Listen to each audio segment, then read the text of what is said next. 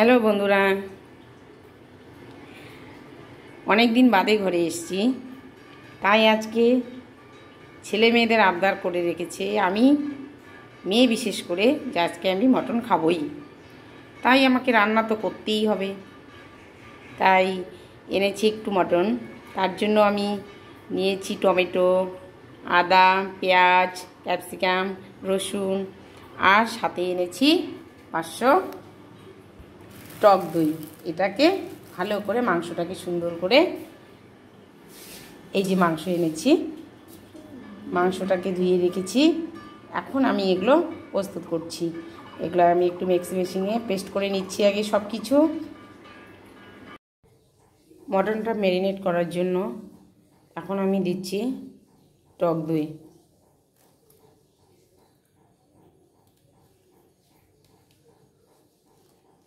Already 3 চামচ দিয়েছি, 4 চামচ দিচ্ছি, নাহলে বেশি টক হয়ে যাবে। এখন আমি দিচ্ছি আদা রসুন পেস্ট করে নিয়েছি। এখন আমি পেঁয়াজ কুচি দিচ্ছি, পরিমাণ মতো পেঁয়াজ কুচি দিচ্ছি। এখন দিচ্ছি আমি ক্যাপসিকাম, 2টো টমেটো কুচি দিচ্ছি। তার সাথে পাকা লঙ্কা, কাঁচা লঙ্কা মিশিয়ে দিচ্ছি। পরিমাণ মতো সর্ষের তেল দিচ্ছি একটু।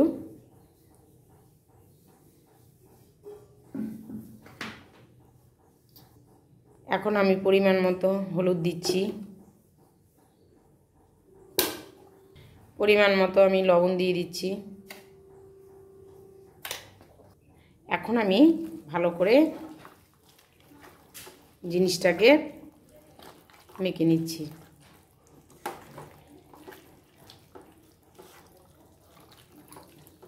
এইভাবে আমি মেখে আধ ঘন্টা বা 1 ঘন্টা রাখবো। আমি এটাকে যত সুন্দরভাবে মেখে রাখতে পারবো, মিক্সড করে ভালো করে সুন্দর করে, হাতের উপর নির্ভর করছে, তত এটা টেস্টি হয়ে যাবে। আমি তাহলে এইভাবে এটাকে 15 মিনিট মাখছি। মেখে আমি সুন্দরভাবে আধ ঘন্টা রেখে দেব, তারপরে আমি রান্না করব। আমি যে মাংসটা মেখে রেখে চলে গেছি, বাকি কাজগুলো ঘরে করেছি। এখন আমি পুরো রান্নাঘরে ঢুকে গেছি। এখন আমি রান্নাটা করব। কড়াইয়ে আমি সর্ষের তেল ব্যবহার করব। সর্ষের তেল দিচ্ছি আমি পরিমাণ মতো, মাংস অনুযায়ী। আমার 1 কিলো মাংসতে যতটা দরকার আমি ততটাই দেব।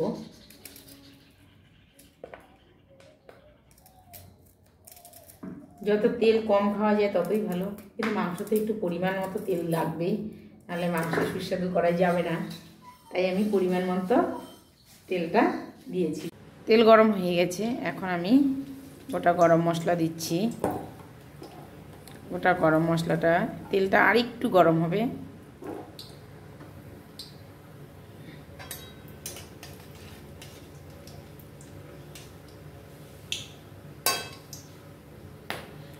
যেহেতু কড়াইটা ভারী, তো একটু গরম হবে, আর একটু। এখন বাকিটা আমি দিয়ে দিচ্ছি, পেঁয়াজ কুচিটা দিয়ে দিচ্ছি।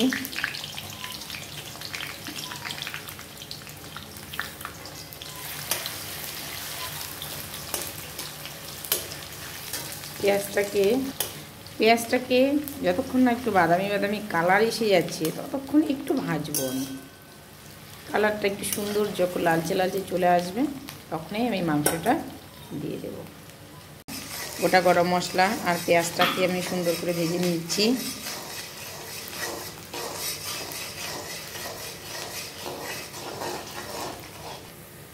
এখন আমি পুরো মাংসটা দিয়ে দিচ্ছি।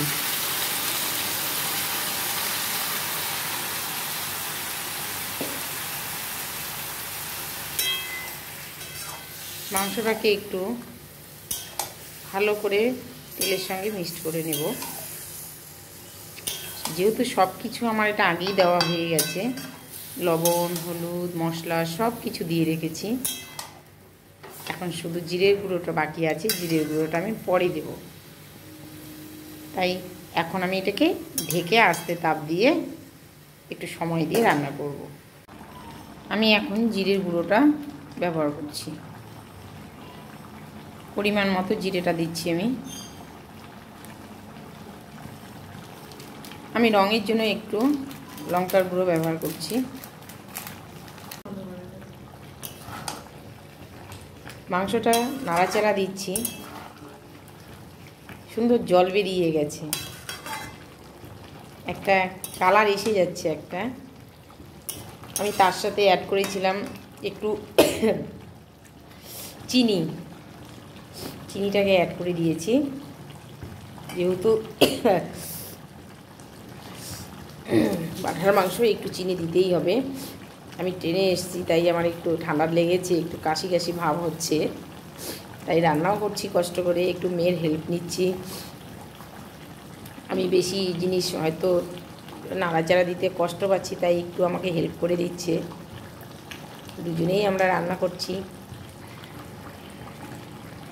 এই যে মাংসটা আমি ঢাকনা খুলে দিয়েছি, মশলাটা ভালো করে নাড়াচাড়া দিতে হবে, না হলে লেগে যাবে। মাংসর থেকে কিন্তু তেল ছাড়া শুরু হয়ে গেছে অলরেডি।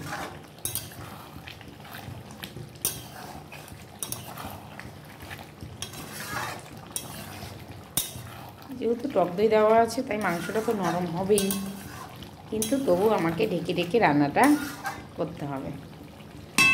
আমি মাংসটাকে আর একটু ঢাকবো, যতক্ষণ না জলটা আমার ভালোভাবে শুকাচ্ছে আমি আর একটু ঢেকে দেবো।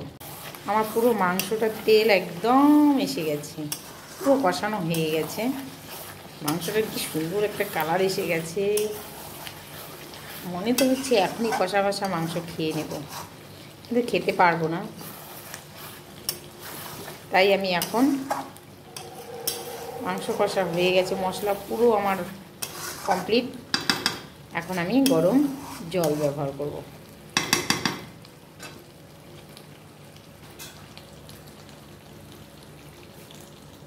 পুরো জল আমি দিয়ে দিচ্ছি।